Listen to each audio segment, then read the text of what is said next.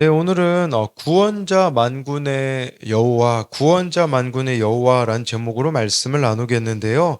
34절에 보니까요, 그들의 구원자는 강하니 그의 이름은 만군의 여호와라고 나오기 때문입니다.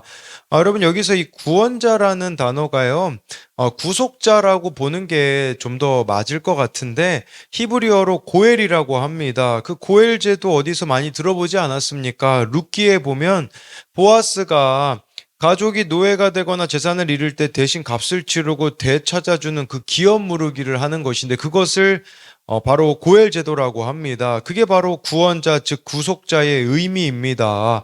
하나님이 이 구속자가 되신다라는 것은 바벨론에 포로로 잡혀간 이스라엘이 스스로 벗어날 수 없는 상태라고 할지라도 하나님은 반드시 값을 치르고 건져내실 것이다. 구원하실 것이라는 겁니다. 여러분, 우리도요, 스스로 빠져나올 수 없는 그 상태가 있을 수 있습니다. 그것이 무엇이 되었든지 하나님은 이렇게 구원자가 되셔서 그것으로부터 빠져나올 수 있게 하신다라는 것입니다.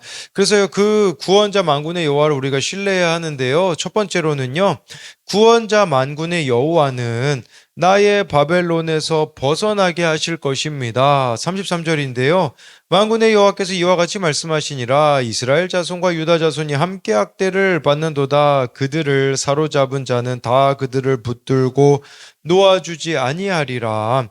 만군의 여호와께서 이스라엘 자손과 유다 자손이 함께 학대를 받는다고 말씀하십니다. 여기서 학대를 받는도다라는 말은 원어로 보면 압제를 당하다, 폭력을 당하다, 속아서 빼앗기다 라는 뜻입니다. 그래서 이 바벨론이 압도적인 신분, 지위와 폭력으로 모든 것을 빼앗는 것을, 그러니까 이 이스라엘 입장에서는 모든 것을 빼앗기는 것을 의미하는 것입니다. 바로 바벨론이 그렇게 했다라는 겁니다. 이것은 구조적이고 지속적인 억압이 계속되고 있는 이들의 현실을 보여주고 있습니다. 또 이 바벨론은요, 사로잡은 자를 붙들고 놓아주지 않는다라고 말씀해주고 있는 것입니다.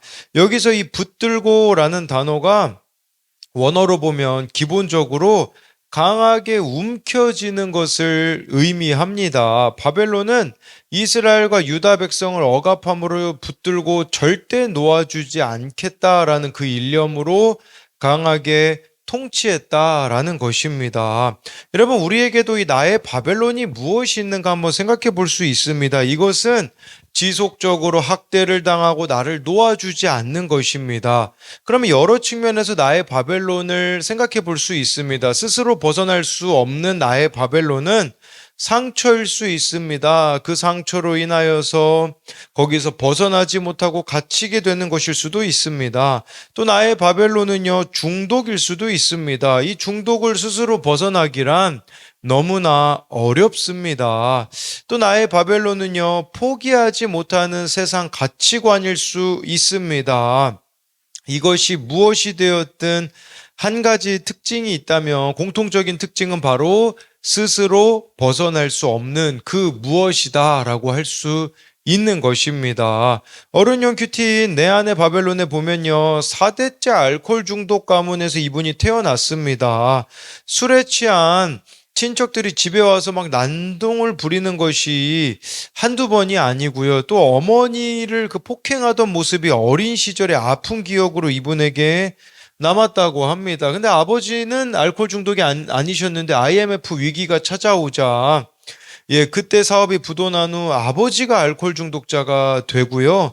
우울증, 의처증까지 겹쳐 가족을 괴롭히고 어머니를 폭행하고 술로 뇌와 간이 심하게 손상돼 정신병원에 입원하였다고 하는데 거기 이런 고백이 나옵니다. 그때 저는 어머니에게 이혼을 강권했습니다. 두 분이 이혼만 하시면 우리 가족이 행복할 것 같았기 때문입니다. 교회에서 가정은 지킬 만한 최고의 가치가 있다는 설교 말씀을 줄곧 들어왔어도 불어 외면했습니다. 그리고 저는 무리하게 빚을 내 어머니가 따로 지내실 아파트를 마련했습니다. 그러니까 이혼을 종용했다라는 것이죠. 하지만 아버지가 퇴원하시는 날 어머니는 이혼하지 않겠다고 하셨습니다. 저는 마치 하늘이 무너지는 것만 같았습니다. 그때 칼이 자랑하는 자 위에 떨어져 그들이 어리석게 되듯이 아파트 가격이 하락하여 큰 손해를 보았습니다. 아마 그 어머니 사시라고 마련한 그 아파트인 것 같습니다. 더군다나 월세를 받으려고 불법 증축한 부분이 구청에 적발되어 더 큰 타격을 입었습니다. 그러면서 진짜 바벨론이 무엇인지 이런 고백으로 나옵니다. 그동안 저는 우리 가족을 괴롭히는 친척들과 수리 바벨론이라 생각했습니다. 하지만 큰 돈을 잃는 사건을 겪으며 가족의 행복을 위해서라면 이혼도 불법도 서슴지 않는 저의 세상 가치관이 바벨론임을 깨달았습니다. 이제는 바벨론의 가치관을 버리고 매일 말씀을 통해 여호와의 생각을 듣고 공동체에 물으며 가기를 소망합니다라고 고백하고 있습니다. 여러분, 이처럼 내 안에 진짜 바벨론이 무엇이 있는가를 생각해 보아야 합니다. 이제는 그곳으로부터 벗어나야 되는데 벗어날 생각도 되어지지 않고 또 놓아주지 않는 우리 집착도 또 바벨론일 수도 있는 것이죠. 그러니까 내 안에 깊숙이 자리 잡고 있는 그 바벨론, 거기서부터 벗어나기 위해 우리들에게 필요한 것은 34절에 보면 구원자 하나님이라고 합니다.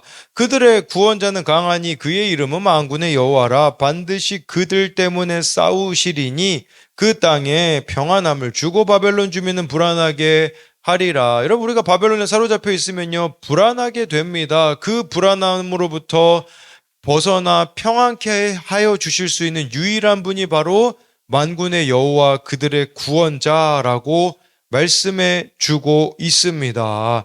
여러분, 그렇기 때문에요, 우리에게 정말 스스로 벗어날 수 없는 상태이라고 할지라도 반드시 값을 치르고 건져내시는 구원자 되시는, 구속자 되신 하나님께로 나아가야 된다라는 것을 보여주고 있는 것입니다. 그렇기에 우리에게 필요한 것은 하나님과의 이 관계 회복과 질서에 순종하며 나아가는 자가 되는 것입니다. 그러나 그렇게 살아가지 않는 삶에는요, 우리가 기억해야 되는 것은 불안함이 따라다닐 수밖에 없다라는 것입니다. 쉽게 말하면 자신을 의지하며 살아가는 인생은 불안함의 연속일 수밖에 없다는 것입니다. 그래서 이것에 대한 적용 질문은요, 나를 학대하고 놓아주지 않고 있는 나의 바벨론은 무엇입니까? 그래서 우리가 한번 나의 바벨론이 무엇인지를 곰곰이 생각해 보자라는 것입니다. 또 한 가지는요, 나를 불안하게 만드는 것은 무엇입니까? 그 영역을 구원자 되시는 하나님께 온전히 맡기지 못하였기 때문임을 인정합니까? 여러분, 왜 우리는 불안해하고 있습니까? 값을 하나님이 치러주시겠다고 하는데 자꾸 내가 치르려고 하고 있기 때문에 우리가 하나님을 온전히 하나님께 맡기지 못하고 있기에 불안하다라는 것으로 우리가 생각해 보자면, 그러니까 그 불안함을 느끼는 영역이 결국은 하나님께 맡기지 못하는 영역이라는 것을 인정하자라는 것입니다. 두 번째로요, 구원자 만군의 여호와는 바벨론의 교만을 치실 것입니다. 35절부터 37절인데요. 여호와의 말씀이니라. 칼이 갈대아인의 위에와 바벨론 주민의 위에와 그 고관들과 지혜로운 자의 위에 떨어지리라. 칼이 자랑하는 자의 위에 떨어지리니 그들이 어리석게 될 것이며, 칼이 용사의 위에 떨어지리니 그들이 놀랄 것이며, 칼이 그들의 말들과 병거들과 그들 중에 있는 여러 민족 위에 떨어지리니 그들이 여인들 같이 될 것이며, 칼이 보물 위에 떨어지리니 그것이 약탈되리라. 여러분, 이들이 자랑하고 있는 것들의 모든 것에 칼이 떨어질 것이다 라고 하나님이 말씀해 주고 있습니다. 여러분, 하나님 앞에서 우리가 자랑할 만한 것들은 결국은 아무 소용이 없어질 것임을, 그래서 35절에 칼이여 갈대아인 바벨론 주민 위 고관들 지혜로운 자 위에 떨어진다라는 것은 여러분들이 의지하고 있는 그 사람들이 결국에는 쓸모없게 되어질 것이라는 것입니다. 36절을 좀 주목해서 보면요, 칼이 자랑하는 자 위에 떨어진다라고 하는데, 이 자랑하는 자는 원어로 보면요, 점치는 자들이라는 뜻입니다. 그러니까 칼이 점치는 자들에게 떨어진다라는 것인데, 이것은 여러분 우리가 기본적으로 점치는 자라고 한다면 무당의 이미지를 좀 떠올리실 수 있을 것입니다. 그러면 나는 이제 무당에게 가서 점치지 않으니까 나랑 상관이 없다라고 생각하는데요. 그러면 우리가 행하고 있는 점치는 죄는 무엇일까요? 이것은 사무엘상 15장 22, 23절에 나옵니다. 사무엘이 이르되 여호와께서 번제와 다른 제사를 그의 목소리를 청종하는 것을 좋아하신 같이 좋아하시겠나이까? 순종이 제사보다 낫고 듣는 것이 수댕의 기름보다 나으니 이는 거여가는 것이 점치는 죄와 같고 완고한 것은 사신 우상에게 절하는 죄와 같음이라. 왕이 여호와의 말씀을 버렸으므로 여호와께서도 왕을 버려 왕이 되지 못하게 하셨나이다 하니, 여러분 점치는 것은요, 아주 쉽게 말씀드리면요, 불순종, 말씀 없는 삶입니다. 이 말씀에 대한 순종이 없는 삶이 여기 23절에 나와 있듯이 점치는 죄와 같다라고 말씀하고 있는 것이죠. 그렇게 우리에게 필요한 것은 세상의 힘과 성공을 의지하는 게 아니라 변하지 않는 하나님의 말씀을 삶의 기준으로 삼아야 한다라는 겁니다. 37절에는요, 하나님께서 이 칼이 이제 보물 위에 또 이렇게 임하게 될 것이라고 말씀해 주고 있는데, 여러분 여기서 말하는 보물들은 바벨론이 약탈했던 실제 보물들을 가리키기도 합니다. 우리에게는요, 하나님이 아닌 내가 보물같이 여기는 것들이 빼앗기게 될 날이 올 것이라는 것을 우리들에게 말씀해 주고 있습니다. 그래서 35절부터 37절에 칼이라는 단어가 5번 나왔죠. 칼의 심판이라면 38절부터 40절에 보면요, 이제는 가뭄에 대한 심판이 나옵니다. 가뭄이 물 위에 내리어 그것을 말리리니 이는 그 땅이 조각한 신상의 땅이요 그들은 무서운 것을 보고 실성하였음이니라. 그러므로 사막의 들짐승이 승냥이와 함께 거기 살겠고 타조도 그 가운데 살 것이요 영원히 주민이 없으며 대대에 살 자가 없으리라. 여호와의 말씀이니라. 하나님께서 소돔과 고모라와 그 이웃 성읍들을 뒤엎었듯이 거기에 사는 사람이 없게 하며 그 가운데 머물러 사는 사람이 아무도 없게 하시리라. 지금 이 하나님이 바벨론의 교만을 칼로 또 가뭄으로 치시는 것이죠. 이 가뭄으로 하나님이 바벨론을 심판하시겠다고 합니다. 바벨론에게는요, 그런 교만이 있었습니다. 뭐냐면 티그리스 강과 유프라테스 강이 만나는 메소포타미아 평원의 비옥한 영토를 그들은 소유했는데, 하나님은 그 땅에조차도 가뭄을 내리시겠다라고 말씀하십니다. 왜 가뭄이 일어나야 됐는가? 38절에요. 그 땅이 조각한 신상의 땅이고 그 땅 사람들이 무서운 우상들에게 미쳐 있었기 때문에 그것을 가뭄으로 심판하시겠다라는 거죠.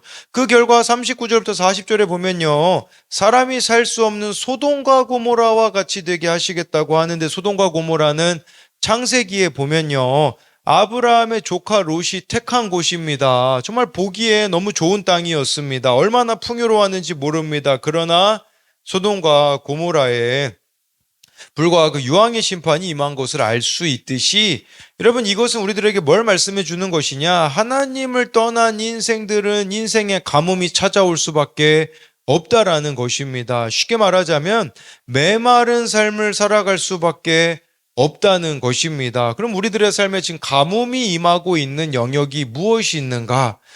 우리가 정말 이 메마르는 부분들이 무엇이 있는가를 봐야 하는데, 왜 이렇게 가뭄이 찾아옵니까? 아모스 8장 11절은 이렇게 말씀합니다. 주 여호와의 말씀이니라. 보라 날이 이를지라 내가 기근을 땅에 보내리니 양식이 없어 주림이 아니며 물이 없어 가람이 아니요 여호와의 말씀을 듣지 못한 기갈이라 라고 말씀해 주고 있습니다. 하나님이 기근을 보내시는데 양식이 없어 주림이 아니고 물이 없어 가람이 아니라 여호와의 말씀을 듣지 못한 기갈이라고 합니다. 여러분 왜 이렇게 우리가 목마릅니까? 메말랐습니까? 그 이유는 바로 여호와의 말씀을 듣지 않고 있기 때문이라고 볼 수가 있는 것입니다. 그렇기 때문에 정말 말씀 없이 살아가는 매일매일의 삶은 우리를 메마르게 만들 수밖에 없기 때문에 우리들에게 필요한 것은 여호와의 말씀을 듣는 겁니다. 그게 바로 마지막 45, 46절에 보면 나오는데요. 그런즉 바벨론에 대한 여호와의 계획과 갈대아 사람의 땅에 대하여 품은 여호와의 생각을 들으라. 양떼의 어린 것들을 그들이 반드시 끌어가고 그들의 초장을 황폐하게 하리니 바벨론이 약탈당하는 소리에 땅이 진동하며 그 부르짖음이 나라들 가운데에 들리리라 하시도다. 바벨론이여 여호와의 계획 또 갈대아 사람의 땅에 대해 품은 여호와의 생각을 듣지 않았기 때문에 망했다라는 뜻입니다. 여러분 이것은요 우리들에게요 필요한 것은 바로 하나님의 계획과 생각을 들으며 살아가야 된다라는 뜻입니다. 어떻게 그것을 들을 수 있겠습니까? 그것은 바로 매일매일 말씀에 묻고 공동체에 물으며 가는 것밖에 없습니다. 그런데 우리는 이렇게 살아가면 그 길로 가면 망한다라는 말을 듣기를 참으로 싫어합니다. 불편하게 하는 말씀과 지체들의 권면이 있을 수 있는데 그게 바로 45절에 보니까요. 여호와의 계획, 여호와의 생각을 듣는 것이라는 겁니다. 그걸 듣는 것만이 살 길이라는 것을 우리가 기억해야 합니다. 어제 어느 청년이 좀 이런 나눔을 해줬습니다. 그 겸손한 환경이 되어서 하나님 품으로 돌아온 경험이 있나요? 이것에 대해서 이 청년은요. 겸손한 환경이 되어서 나의 고집들이 꺾이고 하나님 품 안으로 돌아오게 된 경험이 내년 4월이면 끝나는 집행유예 시간이 된 보이스피싱의 수거책의 재판 기간이라고 이제 묵상이 된다. 세상적으로 보면 내 삶에 있어서 제일 망하는 사건이라고 보여진다. 하지만 재판 과정의 시간이 내게 꼭 필요한 시간이었음을 묵상하며 다시 돌아보게 된다. 재판 과정이 없었다면 경계성, 지능이라는 것을 알 수가 없고 인정할 수 없었기에 내 삶에서 어린 시절 뇌전증을 앓았던 것도 도움만을 들어갔던 것도 우울증 약을 먹었던 것도 말을 할 때 부족한 면이 있음도 이해되지 않았었다.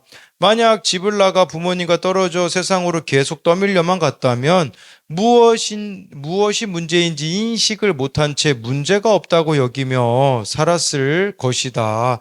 물론 지금도 힘들지 않은 것은 아니지만 하나하나 직면해가며 피하지 않을 수 있던 것이 겸손한 환경들이 있었고 함께 해주는 공동체가 있었기에 가능하다고 보게 된다라고 이런 나눔을 올려줬습니다. 예, 결국 이 구원자 만군의 여호와를 우리가 고백하면서 살아간다라는 것이 무엇이겠습니까? 하나하나 직면해가는 과정이라고 볼 수 있습니다. 내 안에 있는 바벨론이 무엇인가를 발견하고 그것을 또 직면하고 버리고 말씀과 공동체 지체들의 권면을 들으며 가야 하는 우리들이 되었으면 좋겠습니다. 이것에 대한 적용 질문은요. 말씀 없이 사는 점치는 죄를 짓고 있지는 않습니까? 이것은 아까 36절에 자랑하는 자라는 것이 원어로 점치는 자라는 뜻을 가지고 있는데 예, 말씀 없이 사는 게 점치는 것이라고 사무엘상 말씀으로 설명을 드렸고요. 내가 보물같이 여기며 의지하고 자랑하는 것은 무엇입니까? 그 자랑은 하나님 앞에서도 견딜 수 있는 것입니까? 또 한 가지는요. 나는 세상이 흔들릴 것 같은 현실 속에서 말씀과 공동체의 권면을 받아들이고 있습니까? 이것은 아까 45절, 46절을 가지고 설명을 드렸습니다. 네, 오늘 말씀을 요약하면요. 구원자 만군의 여호와는 첫째로 나의 바벨론에서 벗어나게 하실 것입니다. 여러분, 우리 스스로 빠져나올 수 없는 나의 바벨론이 있을 수 있습니다. 그러나 하나님이 구속자가 되어지시기 때문에 그 분으로 인하여서 우리는 빠져나올 수 있다라는 것으로 설명을 드렸고요. 구원자 만군의 여호와는 둘째로 바벨론의 교만을 치실 것입니다. 칼로 가뭄으로 치시기에 정말 우리에게 이 바벨론의 교만을 버리기 위하여서는 여호와의 계획, 여호와의 생각을 듣는 것밖에 없음을 설명을 드렸습니다. 기도하겠습니다. 살아계신 하나님 아버지, 하나님을 의뢰하며 나아갑니다. 오늘 말씀 가운데에 정말 나의 힘으로 빠져나올 수 없는 나의 바벨론이 있습니다. 이 바벨론에서 빠져나올 수 있는 유일한 길은 구속자 되시는 하나님을 의지하는 것밖에 없습니다. 하나님께서는 반드시 값을 치르고 그곳으로부터 빠져나오게 하실 수 있는 분이라고 우리들에게 말씀해 주고 있습니다. 그 하나님이 값을 치르셨습니다. 바로 그 값은 예수님의 피값이었습니다. 예수님께서 십자가에서 나를 위하여서 죽어주셨기에 모든 죄의 값을 치르셨습니다. 그렇기에 나 스스로를 의지하여 그 바벨론으로부터 빠져나오지 못하는 것이 아니라 예수님이 나를 위하여 죽어주신 그 십자가를 기억하며 이제는 그곳으로부터 벗어나기 원합니다. 나를 얽매이게 하는 죄, 상처, 과거의 그 어떤 경험으로부터 이제는 빠져나올 수 있도록 하나님 은혜를 베풀어 주옵소서. 하나님을 신뢰하며 나아가기 원합니다. 하나님, 또 이 바벨론의 교만을 하나님께서는 오늘 말씀에 칼로 가뭄으로 치시는 것을 봅니다. 우리들의 인생 가운데에 정말 칼이 임하는 것과 같은 그 사건이 있을 때 내 인생에 메마르게 만드는 가뭄이 임하게 되어지는 일들이 있을 때에 하나님, 여호와의 생각을, 여호와의 계획을 알게 하여 주는 말씀과 공동체 지체들의 권면을 들을 수 있게 하여 주옵소서. 그리하여서 하나님, 우리를 향한 온전한 하나님의 생각과 계획과 뜻이 이루어지는 그런 자들이 되게 하여 주실 것을 믿으며 살아계신 예수님 이름으로 기도드립니다. 아멘. 우리 계속해서 기도할 때는요, 개인과 가정을 위하여서 기도합시다. 구속자 되신 하나님을 신뢰함으로 내 안에 있는 불안하게 하는 요소들이 사라지고 평안을 누리게 하여 달라고, 하나님께서 가정 가운데 구속자가 되셔서 가족의 바벨론 우상을 버리는 은혜가 있게 하소서. 오늘도 말씀을 따라갈 때에 숨겨진 나와 가정을 향한 하나님의 계획과 생각을 발견하게 하여 달라고 우리 같이 기도하겠습니다. 주여, 살아계신 하나님 아버지, 주님의 은혜를 구하며 나아갑니다. 정말 개인과 가정을 위하여서 기도합니다. 하나님, 구속자 되시는 하나님을 신뢰함으로 나아갑니다. 하나님, 우리 안에 정말 우리를 불안하게 만드는 요소들이 너무나 많이 있습니다. 중독이, 또 나의 상처들이, 여러 가지 요소들이 우리를 불안하게 만들지만 정말 구속자 되신 하나님을 신뢰하며 나아갈 때 하나님 평안함을 누리게 하여 주옵소서. 하나님, 정말 저만 봐도 저는 참 인정 중독자이기 때문에 사람들의 어떤 반응들로 인하여서 불안하게 만들어지는, 불안하게 만드는 그 요소들이 제 안에 있음을 고백합니다. 그러나 하나님을 내가 주인으로 고백하며 나아갈 때에 하나님이 주시는 평안 가운데 나아가게 하여 주시옵시고, 사람들의 눈치를 보기보다 하나님의 말씀을 더 생명같이 여길 수 있는 저와 우리가 되어질 수 있도록 주님 인도하여 주옵소서. 하나님께서 우리 가정 가운데 구속자가 되어 주셔야 합니다. 그리할 때에 우리 가운데 버려야 되는 가족 신화, 가족 우상들이 있습니다. 또는 되물림 되어지고 있는 상처들이 있을 수 있습니다. 정말 오늘 그 큐티 묵상 간증에 나온 것처럼 4대째 알코올 중독 집안이라고 고백하고 있지 않습니까? 각 가정 가운데 이렇게 끊어지지 않는 그 죄의 모습들이 있습니다. 하나님, 정말 우리에 대해서는 이것이 끊어지기 원합니다. 하나님이 구속자가 되어주시겠다고 하는데 왜 내 힘으로 그것을 끊어내려고 합니까? 내 힘으로는 할 수 없음을 인정하며 하나님의 은혜를 구하며 나아갈 때에 뿌리 깊이 자리 잡고 있는 각 가정 가운데 있는 그 죄의 저주가 끊어지는 역사들이 일어날 수 있도록 하나님 은혜를 베풀어 주옵소서. 정말 많은 이들이 죄와 중독의 노예로 살아가고 있음을 봅니다. 하나님, 정말 그것으로부터 하나님께서 자유케 하여 주실 수 있는 분이라는 것을 우리가 고백하며 하나님을 의지하며 나아갈 때에 죄가 힘을 잃게 되어지는 역사가 이루어지게 하여 주옵소서. 하나님, 우리가 정말 오늘 이 말씀을 따라갈 때에 숨겨진 나와 가정을 향한 하나님의 계획과 생각을 발견하게 하여 주옵소서. 이 길이 좁은 길입니다. 많은 사람들이 가지 않으려는 길입니다. 그렇기에 우리들에게도 정말 막연해 보이는 순간들이 왜 없겠습니까? 정말 이 말씀을 적용한다라는 것은 우리들에게는 너무나도 불편한 것입니다. 또 공동체의 권면을 받아들이는 것도 참 그러합니다. 그러나 그 길로 갈 때에 하나님께서는 하나님의 생각과 계획을 우리들 가운데 펼치신다라는 이 약속의 말씀을 우리가 믿음으로 나아갈 수 있도록 주여 함께하여 주시고 은혜를 베풀어 주옵소서. 우리 계속해서 기도할 때는 교회와 나라를 위해 기도합시다. 우리 성도들이 바벨론 또는 세상의 힘과 성공이 아닌 말씀을 삶의 기준으로 삼게 하소서. 이 나라 가운데 있는 점치는 죄, 기복신앙을 회개케 하소서. 한국교회와 대한민국 가운데 패배의식을 버리고 하나님의 주권을 인정하며 나아가게 하시고 남북이 복음으로 통일되는 하나님의 계획이 온전히 이루어지게 하소서. 같이 기도하겠습니다. 살아계신 하나님 아버지, 좀 하나님의 은혜를 구하며 나아갑니다.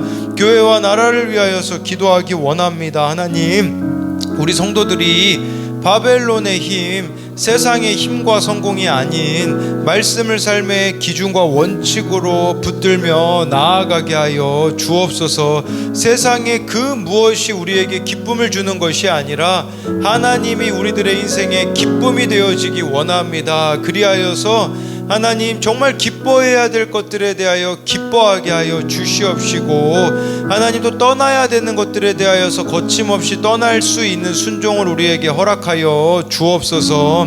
하나님, 우리 성도님들이 날마다 말씀 앞에 서는 것을 기뻐하게 하여 주시고, 공동체에 속해가는 것이 정말 이들에게 기쁨이 되어지는 그 은혜가 있게 하여 주옵소서. 정말 이 말씀 묵상과 공동체에 속해가는 것을 선택함으로써 버려야 되는 것들이 있음을 봅니다. 정말 세상에 내가 버리지 못하고 있는 그 부분들을 버릴 수 있는 은혜를 우리들 가운데 허락하여 주옵소서.